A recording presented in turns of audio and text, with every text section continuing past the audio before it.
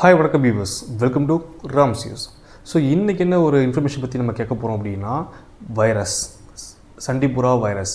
என்னடா புதுசாக பேரை வைக்கிறீங்க அப்படின்னா, போன வாரம் தானே அமீபா சொன்னேன், அதுக்கு போன வாட்டி தானே கொரோனா சொன்னேன், இது என்ன புதுசாக வந்திருக்குன்னா எனக்கே தெரிலங்க, எப்படி தான் வருது தெரில. ஆனால் பேர் மட்டும் விதமாக வைக்கிறாங்க, ஆனால் பயமாகவும் இருக்குது. ஸோ இந்த வைரஸ் என்ன பண்ணும் அப்படின்னு நம்ம அந்த வீடியோ தெரிஞ்சுக்க முடியும். நம்மள சேனலை சப்ஸ்கிரைப் பண்ணுங்கள், லைக் பண்ணுங்கள்.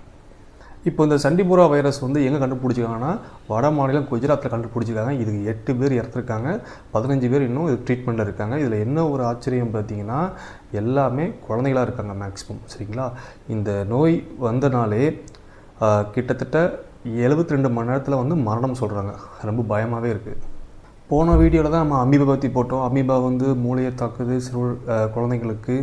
ஸோ அதுக்கும் மருந்து இல்லை, அதுலேயும் நிறைய பேர் இறந்துட்டுருக்காங்க. கேரளா பார்த்தோம். ஸோ இந்த வீடியோவில் சண்டிபுரா அப்படின்னா, அந்த சண்டிபுரா என்ன பண்ணும் அப்படின்னா, இது வைரஸ்.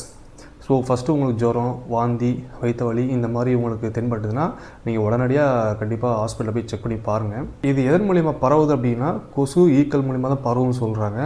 முன்னாடி அமீபாவுக்கும் கொசு ஈக்கள் தான் பரவுச்சு சொன்னாங்க. ஸோ இது மனிதன் டு மனிதன் பரவலை, இது இந்த மாதிரி கொசு ஈக்கள் மூலம் பரவுது. ஸோ உங்கள் வீட்டில் சுற்றி இருக்கிற ஏரியாவில் தண்ணி தேங்காமல், ரொம்ப அழுக்காக இல்லாமல், குப்பைகள் இல்லாமல் இருக்காமல் நீங்கள் க்ளீன் பண்ணி வச்சுக்கோங்க. ஏன்னா நமக்காக நம்ம பசங்களுக்காக நம்ம க்ளீன் பண்ணி வச்சுருக்கணும்.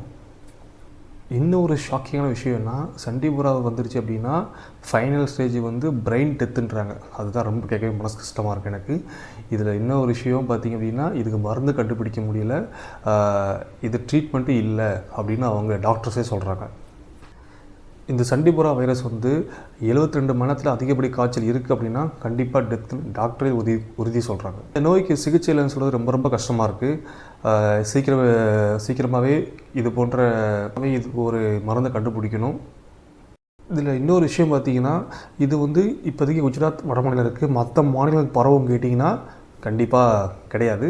ஏன் சொல்கிறேன் அப்படின்னா, மனிதன் டு மனிதன் மூலம் பரவுனா தான் ஸ்ப்ரெட் ஆகி சீக்கிரமாக தமிழ்நாடுவோ இந்தியா ஃபுல்லாக பரவ வாய்ப்பு இருக்குது. ஸோ ஒரு கொசு ஈக்கள் மூலமாக பரவுது அப்படின்னா அது மேக்ஸிமம் அங்கேயே கண்ட்ரோல் ஆகிடும். அவ்வளோ சீக்கிரம் வெளியே மாநிலத்துக்கோ வெளியே இதுக்கோ எதுவுமே பரவாது. இது போன்ற வைரஸ்கள், அதாவது கொரோனாவாக இருக்கட்டும், இல்லை அமீபாவாக இருக்கட்டும், இப்போ சண்டிபுரா இருக்கட்டும், இதுக்கு எல்லாமே முழுக்க நம்ம தாங்க காரணம். ஏன்னா நம்ம நடந்துக்கிற விதம் பொறுத்து தான் இது எல்லாத்துக்குமே நம்ம தான் கண்டிப்பாக காரணமாக இருக்கும். சரிங்களா? ஸோ நம்ம சுற்றி இருக்கிற ஏரியாவை க்ளீனாகவும் நீட்டாகவும் வச்சுருக்கணும். அது இல்லாமல் நம்ம எப்போதுமே சுத்தமாக இருந்தோம் அப்படின்னா கண்டிப்பாக இது போன்ற நோய்கள், வைரஸ்களும் கண்டிப்பாக பரவாது. ஸோ இது போன்ற இன்ஃபர்மேஷன் உங்களுக்கு டெய்லி வேணுமா, நம்ம சேனலை சப்ஸ்கிரைப் பண்ணுங்கள், லைக் பண்ணுங்கள். தேங்க்யூ.